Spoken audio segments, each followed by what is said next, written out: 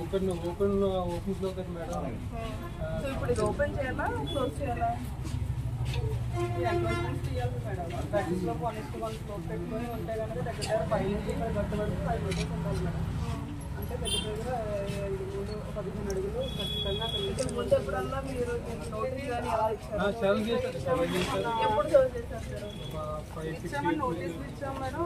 రీసెంట్గా ఎంఆర్ఓ గారికి కూడా ఇచ్చాము. రీసెంట్గా లెటర్ కూడా ఎంఆర్ఓ గారికి లెటర్ రాశారు.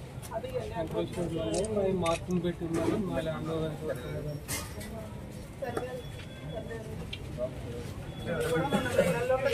ఇచ్చారా?